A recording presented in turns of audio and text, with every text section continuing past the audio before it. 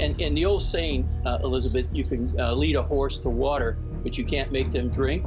I've always, over 50 years, always looked at market-focused, customer-centric. This administration totally missed the customer-centric piece. Recently, the Biden administration dropped a bombshell announcement that might shake up the electric vehicle (EV) industry. Instead of pushing full steam ahead with EV transition goals, the administration is easing up, allowing automakers to align their plans with market demand.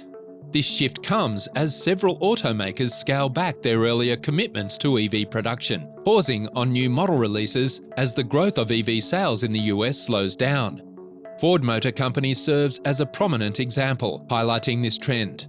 In a move reflecting changing market dynamics, Ford announced on January 19th that it would slash 1,400 jobs at its Dearborn, Michigan plant, which manufactures the F-150 Lightning electric pickup. This decision underscores the challenges automakers face in navigating evolving consumer preferences.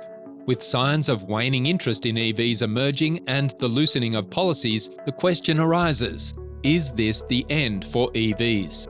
Are other automakers poised to follow suit or reevaluate their EV strategies? Join us as we explore the impact of this new announcement, how it will affect EV transition, and how automakers are prepared to deal with this and what it means for future offerings. And without much ado, let's get started. According to reports from the New York Times, the Biden administration is poised to relax its regulations concerning the transition to electric vehicles. This anticipated move, as outlined by three sources familiar with the plan, involves a shift in the Environmental Protection Agency's (EPA) proposed rule to impose less stringent requirements for vehicle emissions in the near future. In essence, this adjustment would permit car manufacturers to have a lower proportion of their vehicle fleet comprised by electric vehicles by 2030 compared to the initial proposal by the Biden administration. If implemented, this rule change would be seen as a victory for both car manufacturers and labour unions.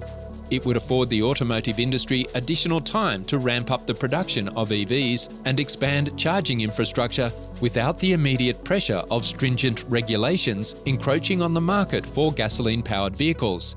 However, it would also impede the growth of EV sales.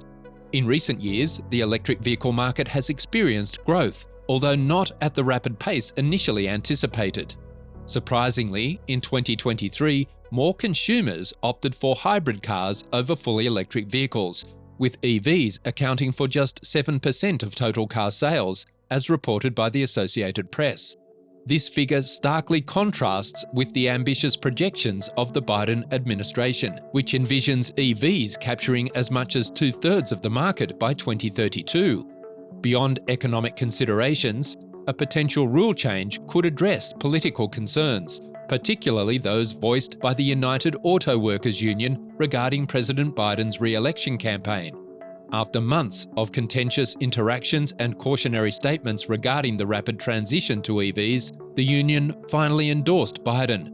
The Environmental Protection Agency, EPA, initially proposed stringent tailpipe standards last year, aiming to compel manufacturers to sell zero-emission vehicles predominantly by 2030. However, this proposal faced significant opposition, with the House GOP passing a measure to repeal the rule in December and car dealers mobilizing mass opposition just a few months ago. How car makers are struggling to make electric vehicles. After years of pouring investments into the booming electric vehicle market, even companies like Tesla Inc. and other major automakers are dialing down on ambitious endeavors as demand cools off. While the market for battery-powered vehicles is still expanding, the growth rate has significantly slowed down.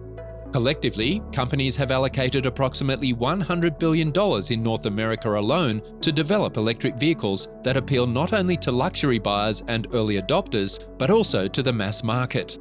However, the surge in inflation and interest rates has made vehicle purchases increasingly challenging for average consumers, posing a hurdle for EV manufacturers to capture their business. Auto industry executives have expressed concerns that many consumers have reached their spending limits. Elon Musk, CEO of Tesla, highlighted these challenges during a third-quarter earnings call on October 18th, emphasizing the financial constraints a significant portion of the population faces. A large number of people are living paycheck to paycheck and with a lot of debt. They have got credit card debt and mortgage debt, so cars need to be more affordable. When consumers visit dealership lots, they're faced with stark price disparities between electric vehicles, EVs, and their gasoline counterparts. For instance, a Ford F-150 Lightning carries a starting price of around $50,000 before factoring in federal tax credits of $7,500. In contrast, the base model of its gasoline-powered version starts at less than $37,000. Similarly, General Motors Company's Chevrolet Blazer begins at approximately $37,000, whereas the electric version commands a minimum price of $56,000 before tax credits. One significant factor contributing to this price gap is the higher cost of batteries used in EVs compared to internal combustion engines. According to research from Bloomberg BNEF, it will likely take at least another 3 years before these costs become comparable. This pricing disparity poses challenges for Tesla, the sole US car maker with a profitable EV business, in its efforts to make its vehicles more affordable. In response, Tesla implemented drastic price cuts towards the end of 2023, slashing prices by as much as 30% in some cases to maintain sales volumes, prompting other manufacturers to follow suit.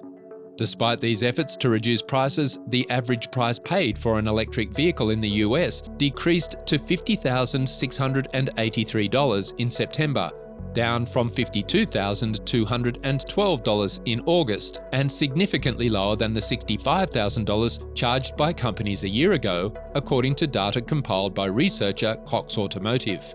However, these discounts have taken a toll on companies' financial performance. While Tesla's automotive revenue grew by over 30% in 2023, it saw a mere 5% growth in the last quarter of 2023. Moreover, its automotive gross margin plummeted to 16.3% in the quarter, marking the lowest figure in over 4 years. Expansions on hold. Elon Musk recently hinted at the possibility of postponing big plans for a new $1 billion plant in Mexico, marking a significant shift from the optimistic tone set at the beginning of 2023. Similarly, General Motors decided to delay its expansion plans for electric pickup truck production at a plant in suburban Detroit. Initially slated to commence production of the electric versions of Chevrolet Silverado and GMC Sierra pickups this year, the factory, located in Orion Township, won't begin operations until late 2025. GM intends to manufacture these trucks alongside its electric Hummer at a plant in Detroit, but expansion plans will be put on hold until there's a clearer picture of EV demand and necessary adjustments are made to lower manufacturing costs. Meanwhile, Ford Motor Company already announced a delay in $12 billion of its planned $15 billion investment in EV-related initiatives.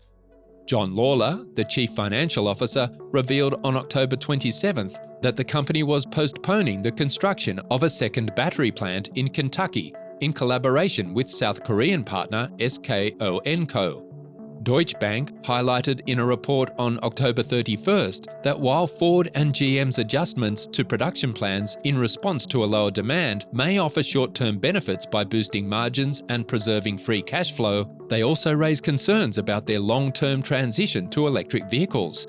This cautious approach reflects broader challenges facing the automotive industry as it navigates the slower pace of EV deliveries, impacting Ford and GM and other global automakers like Mercedes-Benz Group AG and Sweden's Volvo Car AB. The effects are felt throughout the auto parts supply chain, with lithium-ion battery maker LG Energy Solutions Limited's Chief Financial Officer, Chang-Sil Lee, expressing disappointment over lower sales expectations for the coming year during an October 24th conference call. Automakers are teaming up to save themselves. 3 major legacy automakers are contemplating a strategic alliance to produce affordable electric vehicles, EVs, to adapt to shifting market dynamics and combat fierce competition from Tesla and Chinese rivals. Volkswagen, Renault, and Stellantis are exploring the possibility of joining forces, recognizing the need for a new approach amidst growing concerns about being left behind in the EV race. With BYD and Tesla pulling ahead in Europe, the urgency to act is palpable.